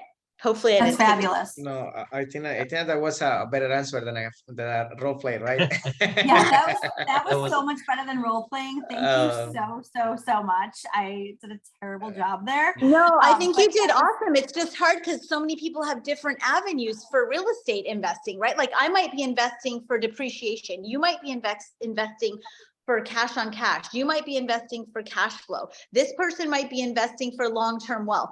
Until you find out what they want, you can't really take the road that's going to lead them to the answer that they need. A lot of questioning your investors is going to give you the best answers for you to give them, right? Like let them lead you. And Julie, I think it's so important too to have these, like Julie said, have these conversations so much sooner, because it's so much information when you have a deal. At least if you've kind of prepped them and you found out what type of investor they are and what they need and what problem you're solving, you can then kind of drop things when you talk to them so that it kind of sits in. Then they'll come back with questions. We just had an investor who, you know, we've been talking to for like, I don't know, I think it's been like 6 or 8 months. She's looked at 3 different deals. The timing just wasn't right. And she just went into this last deal and she's super excited. But also, you know, did the minimum investment, wanted to get their feet wet, see what this looks like. Is this real? Am I going to get the returns that were projected? It just really depends on what they're looking for and when they're going to be ready to jump in. Yeah, and I think a great idea for all new folks, I know people are saying like, we need a class, we need a class. It's really, honestly, the best class is real life. It's a hard class. I call it like the class of hard knocks, but like it's real life, because every time you get into a situation or conversation, it's a learning opportunity for you and for them. Put yourself out there, get comfortable talking to people. Also, something that's helpful or that may be helpful for you guys is creating like an investor deck. So like, here's why we got involved in real estate, right? Here's the reasons why we love it. These are the things that we look for. These are the property types we invest in. This is the avatar investor that fits, you know, normally what we're offering, or this is the avatar that fits what we're buying. Creating like even a 5 to 7 slideshow deck, like simple, like I'm not talking, you don't have to get into all this high-end stuff, because sometimes too much will totally turn them off, because they're like, oh my God, I'm not ready for this. This is going to take a long time. I need to figure this all out. They start, because right away they're going to come back with objections for why they shouldn't be doing this. There's too many things they don't know about. It's too risky. They've heard people lose a ton of money in multifamily, you know, places burn down and then they lose their money. This is the stuff that's out there. So what you say is, hey, these are the things I like. These are the 3 things why we invested. Like we started because we wanted a tax, you know, eradication. So for us, that's what initially turned us on. And then we fell in love with obviously passive investing and all of the things. Whatever your journey is with multifamily, how you got here, your story is going to attract investors like you, you know? So being authentic, being honest, having integrity, those things count way more than, listen, what Grant says is you don't have to be the best, but you have to be the best known. Okay. So if you're the best known, meaning you're out there, you're putting yourself out there, you're trying to help them, you're trying to solve problems for them, who are they going to go with? They could go with somebody that's super smart, but there's no relationship. You're going to go with someone who you trust. So the relationship piece is paramount.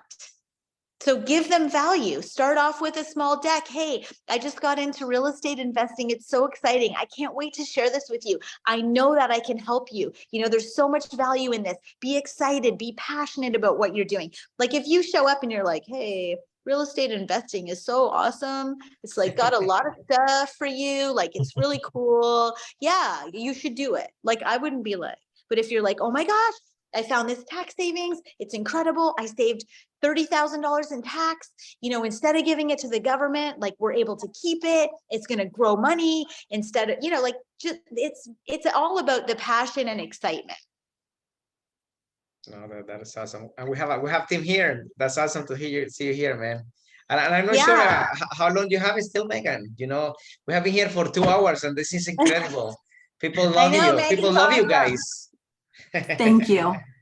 Thank you so much, Julie, for that. The funny thing is we met at one of these conferences. Yes. We met at a conference and we hit it off like at Starbucks, like from the first moment we met, and we have been inseparable ever since. Like we are besties, and like this environment is like the best. And we work really well together. And you know, this is the partner that you're looking for. But it's honestly been a huge blessing. Honestly, like when you get with the right people and you do the right deals and you feel good about what you're doing, it's amazing. Like we met Jonathan, Tony, Marcos, all these guys. We met them at conferences, just like Miriam was saying, out of like thousands of people, you know, we gravitated towards each other. And it makes for such a great journey when you have amazing people around you that can support you, that when you're having an issue, you're like, we have this. Have you guys dealt with this? Like, let's get together. They support us. We just did a deal in Houston. You know, they traveled to Houston to see us. They walked the property with us. Like, we're all about helping each other. Jonathan, you can tell, you know, or Sergio's not here, but we met you guys. The whole premise was like, let's help each other, right? So I think it's really important to help each other. Absolutely. Okay, I think Tim has had a question for a very long time. Thank you for waiting, Tim. Oh, thank you. Hey, I'm new to this too, and I'm an old guy, but like you said, there were so many people at the summit that I met, a lot of new friends, a lot of people who we knew that we wanted to help each other. So here's my question. And you know, I'll speak for myself, and there may be a lot of other people come along as investors who are in the same situation. I have all my money tied up in IRAs. Now, I know that I can invest from my IRAs into real estate. What are the tax implications when I do it that way, as opposed to, you know, just cash out of my resources? Who wants to take this? Julie, you can take it. Want me to take it? Okay. So yes, absolutely. We have no more IRAs left, no more 401ks. We're totally out of the stock market because of various reasons. We like to invest in hard assets. So that's another thing that we tell our investors. You know, we want hard assets, investments based, you know, backed by hard assets, because it's something that we can control a little bit better. You need to involve yourself with a custodian. I'm not an expert in IRA custodians, but there are a few companies. Quest Trust Company is a company that a lot of our folks use. There's some callers on here today that I know are going through SIDRA. So self-directed IRAs are the most non-tax affected, you know, in terms of the switch. But there's a bunch of ways that you can do it. You just have to follow a protocol. And I know it is a bit lengthy sometimes, and finding a custodian is really super important, you know, to do first.